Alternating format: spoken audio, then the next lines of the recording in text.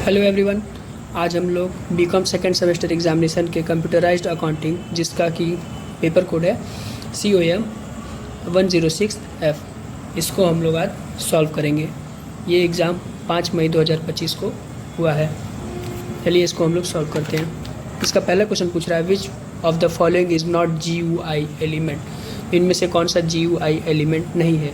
GUI का full form होता है ग्राफिकल यूज़र इंटरफेस, जिसमें हम लोग को कमांड नहीं लिखना पड़ता है। पहले होता था CLI कमांड लाइन इंटरफेस, जिसमें हम लोग को कोई भी प्रोग्राम रन कराने के लिए या फिर कोई भी टास्क कराने के लिए कमांड लिखना पड़ता था। तो इसमें देखें ऑप्शंस क्या हैं। A है button, B prompt, C scroll बार और D कंट्रोल बार। तो GUI में हम लोग को प्रॉम्प्ट नहीं लिखना पड़ता है, तो 1 का आंसर हो जाएगा ऑप्शन नंबर B। अगला क्वेश्चन है FAT स्टैंड्स फॉर। FAT का फुल फॉर्म होता है फाइल एलोकेशन टेबल। अगला क्वेश्चन है question number 3, which work faster, hard disk, SSD, RAM, register memory. तो इन सब में से रजिस्टर मेमोरी सबसे फास्टेस्ट होती है और ये सबसे फास्ट काम करती है, इसलिए क्वेश्चन नंबर 3 का आंसर हो जाएगा D रजिस्टर मेमोरी। अगला क्वेश्चन है question number 4, UPS is an abbreviation of. तो UPS का जो फुल फॉर्म होता है वो होता है अनइंटरप्टेड पावर सप्लाई।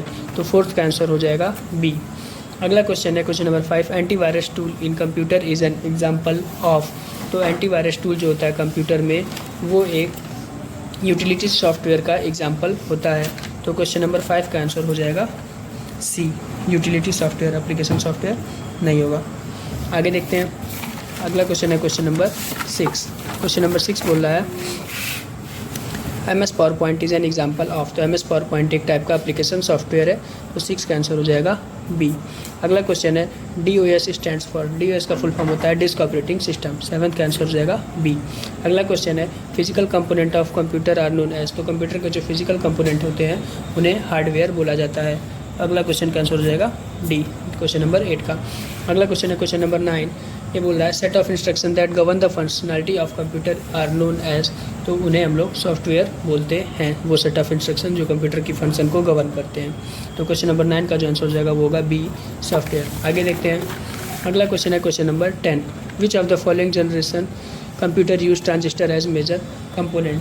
तो ट्रांजिस्टर जो है वो सेकंड जनरेशन में यूज़ किया गया था। बाकी भी बता देते हैं। फर्स्ट जनरेशन में वैक्यूम ट्यूब यूज़ हुए थे, सेकंड में आप देख ही रहे हैं ट्रांजिस्टर यूज़ हुए हैं। थर्ड जनरेशन में जो हुआ था वो VLSI यूज़ हुआ था, very large scale integration IC use हुआ था। थर्ड में IC यूज़ हुआ था, फोर्थ में हुआ था VLSI और फिफ्थ जनरेशन जो अभी चल रहा है उसमें होता है AI आर्टिफिशियल इंटेलिजेंस। अगला क्वेश्चन है question number 11, dash is collection of facts figures and raw form. तो रॉ फॉर्म में जो फैक्ट्स और फिगर होते हैं उन्हें डेटा बोला जाता है।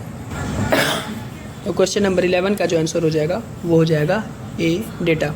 अगला क्वेश्चन है which of the following should be considered as example of software. इनमें से कौन सॉफ्टवेयर का एग्जाम्पल है। एक्सेल जो है वो भी सॉफ्टवेयर है, विंडोज़ 5 भी सॉफ्टवेयर है, DVD सॉफ्टवेयर नहीं होता है। तो इसका आंसर जो हो जाएगा वो होगा D both A and B। अगला क्वेश्चन है which of the following is not an example of operating system. इसमें से कौन ऑपरेटिंग सिस्टम नहीं है। तो जावा एक ऑपरेटिंग सिस्टम नहीं है, बाकी MS विंडोज़ 8 और लाइनक्स ये तीनों के तीनों ऑपरेटिंग सिस्टम है। तो 13 का आंसर हो जाएगा ऑप्शन नंबर A। आगे देखते हैं। अगला क्वेश्चन है क्वेश्चन नंबर 14। क्वेश्चन नंबर 14 बोल रहा है dash convert high level language to machine language. HLL का फुल फॉर्म होता है हाई लेवल लैंग्वेज और ML का फुल फॉर्म होता है machine language. Line by line, तो लाइन बाय लाइन जो होता है वो इंटरप्रेटर प्रोग्राम को कंपाइल करता है। तो 14 का आंसर हो जाएगा C। अगला क्वेश्चन है question number 15, dash converts HLL program to ML program as a whole. तो होल प्रोग्राम को एक बार में कंपाइलर ट्रांसलेट करता है। तो 15 का आंसर हो जाएगा B। अगला क्वेश्चन है which of the following is a high level language. Mercury, OPS 5, Pascal, Prolog. तो इसमें जो करेक्ट ऑप्शन हो जाएगा वो होगा C पास्कल। बाकी OPS 5 जो है वो एक रूल बेस्ड लैंग्वेज है, मरकरी जो है वो फंक्शनल लॉजिक प्रोग्रामिंग लैंग्वेज है और प्रोलॉग वो एक लॉजिक प्रोग्रामिंग लैंग्वेज है जो कि AI में यूज़ किया जाता है। तो फिर 16 का करेक्ट आंसर हो जाएगा C पास्कल। आगे देखते हैं। अगला क्वेश्चन है which of the following is an artificial intelligence language. तो इसमें अभी तुरंत बताएं कि प्रोलॉग। तो 17 का जो आंसर हो जाएगा वो होगा प्रोलॉग। बाकी कोबॉल जो है वो उसका फुल फॉर्म होता है कॉमन बिजनेस ओरिएंटेड लैंग्वेज। अगला है वी फॉरट्रैन जो होता है उसका फुल फॉर्म होता है फार्मूला ट्रांसलेशन, और बेसिक का जो फुल फॉर्म होता है वो होता है beginners all purpose symbolic instruction code. ये बिजनेस के लिए यूज़ किया जाता है। अगला है क्वेश्चन नंबर 18, फिर्म वेयर रिप्रेजेंट। तो फिर्म जो वेयर जो होता है वो हार्डवेयर और सॉफ्टवेयर दोनों को कलेक्टिवली रिप्रेजेंट करता है। तो 18 का आंसर हो जाएगा option number C, both A and B. अगला क्वेश्चन है question number 19, dash language is intermediate of machine language and high level language. तो मशीन और हाई लेवल लैंग्वेज के बीच में जो होता है वो होता है असेंबली लैंग्वेज। 19 का करेक्ट आंसर होगा बी। अगला क्वेश्चन है B, primary memory is also known as dash memory. तो प्राइमरी मेमोरी को मेन मेमोरी भी बोलते हैं। 20 का आंसर होगा ए। अगला क्वेश्चन है which of the following is not a secondary memory. Pen drive, CD, ROM, hard disk. Pen drive, CD और हार्ड डिस्क सेकेंडरी मेमोरी है और रोम जो है वो प्राइमरी मेमोरी होता है। तो 21 का करेक्ट ऑप्शन हो जाएगा आंसर नंबर सी। आगे देखते हैं अगला क्वेश्चन है question number 22, which of the following memory is volatile. तो वोलेटाइल मेमोरी रैम होता है। तो 22 का आंसर हो जाएगा बी। अगला क्वेश्चन है 23, विच of the following is generally of highest storage capacity. CD, hard disk, DVD और पेन ड्राइव। इनमें से सबसे हाईएस्ट स्टोरेज कैपेसिटी जो होती है वो हार्ड डिस्क की होती है। वो GB में भी होती है, TB तक भी आती है। बाकी इन सब की MB और GB तक ही लिमिटेड होती है। क्वेश्चन नंबर 24 है which of the following is not an input device. MICR, microphone, scanner और प्रिंटर। MICR, माइक्रोफोन और स्कैनर इनपुट होते हैं और प्रिंटर आउटपुट डिवाइस होता है, इसलिए 24 का करेक्ट आंसर हो जाएगा डी। अगला क्वेश्चन है which of the following is not an output device. Scanner, printer, plotter, speaker. Printer, plotter और स्पीकर आउटपुट डिवाइस हैं और स्कैनर एक इनपुट डिवाइस है, इसलिए 25 का आंसर हो जाएगा ए। आगे देखते हैं अगला है question number 26, input unit convert data into. तो इनपुट यूनिट जो होता है वो डेटा को मशीन के समझने लायक बनाता है और आउटपुट यूनिट जो है वो मशीन की लैंग्वेज को यूज़र के अंडरस्टैंडेबल फॉर्म में कन्वर्ट करता है। तो 26 का जो आंसर हो जाएगा वो हो जाएगा ए, यूज़र अंडरस्टैंडेबल फॉर्म। 26 में ये इनपुट यूनिट जो है मशीन को अंडरस्टैंडेबल फॉर्म में बनाता है ना, तो इसलिए 26 का आंसर हो जाएगा बी, मशीन अंडरस्टैंडेबल फॉर्म। 26 का बी हो जाएगा करेक्ट आंसर। अगला क्वेश्चन है question number 27, operations like comparing, merger and are performed by. तो कंपेरिजन का जो भी काम है वो लॉजिक यूनिट करता है, तो 27 का आंसर हो जाएगा बी, लॉजिक यूनिट। अगला क्वेश्चन है dash is also known as the heart of computer. इसमें अलग अलग कुछ कन्फ्यूजन्स भी है। कुछ लोग का मानना होता है कि CPU और कुछ लोग कहते हैं कि CU है। तो इसमें जो ऑप्शन होगा वो या तो बी होगा या तो C होगा। इन दोनों में से CPU भी सही हो सकता है, CU भी सही हो सकता है। अभी यूनिवर्सिटी और पेपर के ऊपर है कि जो पेपर सेट किया है कि वो किस ऑप्शन को करेक्ट मानता है। तो इसमें ये डाउटफुल है। इसका करेक्ट आंसर हम बता देते हैं कि इन्हीं दोनों में से कोई होगा, लेकिन कौन सा होगा ये नहीं बता सकते। तो वैसे मोस्टली चांस है CPU के सही होने का। अगला है 29, CU स्टैंड्स फॉर। तो CU का जो फुल फॉर्म होता है वो होता है कंट्रोल यूनिट। अगला क्वेश्चन है question number 30, ALU stands for. तो ALU का फुल फॉर्म होता है अर्थमेटिक लॉजिक यूनिट। तो 30 का करेक्ट आंसर हो जाएगा ऑप्शन नंबर डी। आगे देखते हैं अगला क्वेश्चन है question number 31, CPU stands for.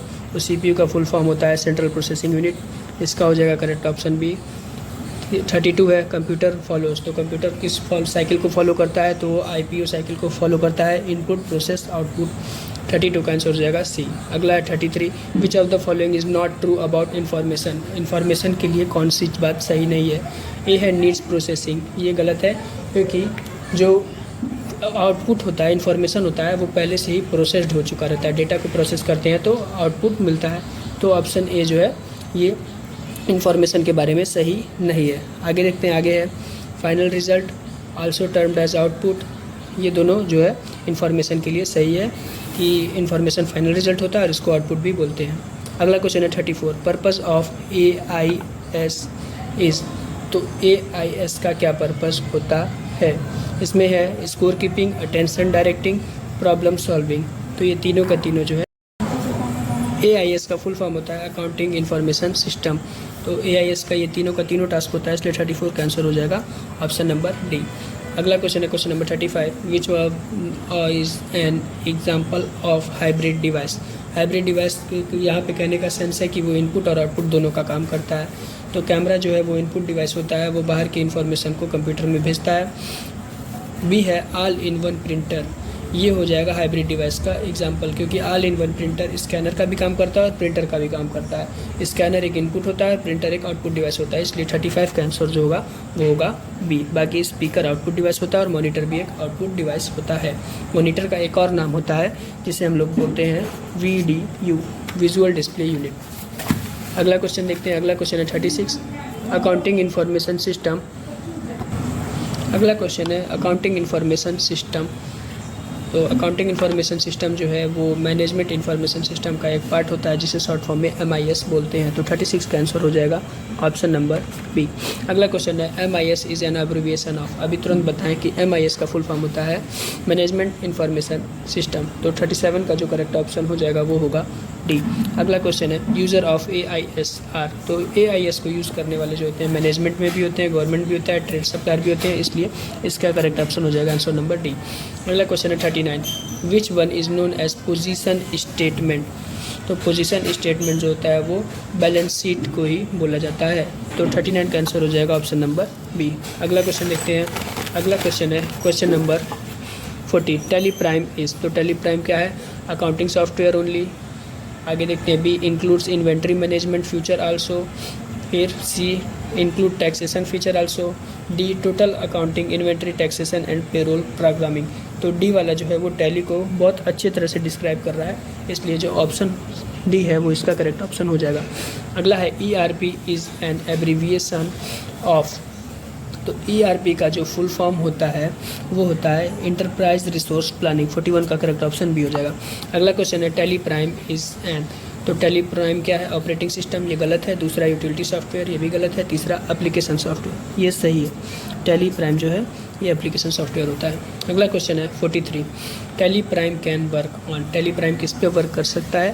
तो पहला है विंडोज़ OS, सेकेंड है लाइनक्स OS, सी है बोथ A एंड B। तो विंडोज़, लाइनक्स और विंडोज़ दोनों पे काम करता है। अगला क्वेश्चन है question number 44, process data in useful form is known as. तो डेटा को जब यूज़फुल फॉर्म में प्रोसेस कर दिया जाता है तो उसे इन्फॉर्मेशन बोलते हैं। तो 44 का करेक्ट ऑप्शन नहीं हो जाएगा। अगला है dash is also known as input. Input किसी और कहते हैं तो डेटा को ही इनपुट भी बोला जाता है। 45 का करेक्ट ऑप्शन हो जाएगा बी। अगला है dash is known as the brain of computer. इसका जो करेक्ट ऑप्शन होगा वो CPU होगा। CPU को ही कंप्यूटर का ब्रेन बोलते हैं। अगला है output is also known as. तो आउटपुट को इन्फॉर्मेशन भी बोला जाता है। तो 47 का करेक्ट आंसर हो जाएगा बी। अगला है GIGO स्टैंड्स फॉर। तो GIGO का जो फुल फॉर्म होता है वो होता है गार्बेज इन गार्बेज आउट। अगला देखते हैं। अगला है 49, C++ इज़। तो C++ जो है वो थर्ड जनरेशन लैंग्वेज होता है। अगला है जावा इज़ एन लैंग्वेज ऑफ। तो जावा जो है वो भी एक थर्ड जनरेशन लैंग्वेज है। तो इसमें से हम लोग 50 में से 49 क्वेश्चंस के आंसर को डिस्कस कर चुके हैं। 50 वाला जो है वो हार्ट ऑफ कंप्यूटर वाला एक क्वेश्चन, ये क्वेश्चन डाउटफुल है क्योंकि इसमें कुछ लोगों का कहना होता है CU है, कुछ लोग कहते हैं कि CPU भी हो सकता है और कुछ लोगों का कहना होता है कि CPU ब्रेन होता है और जो मदरबोर्ड होता है वो हार्ट होता है क्योंकि वो सारे कंपोनेंट्स को असेंबल करता है और होल्ड करता है उनकी फंक्शनिंग को। तो एक क्वेश्चन हमारा डाउटफुल में है, बाकी 49 का हम लोगों ने आंसर डिस्कस कर लिया है। तो इसमें से आप लोग का कितना सही था ये कमेंट करके ज़रूर बताइएगा। Thank you.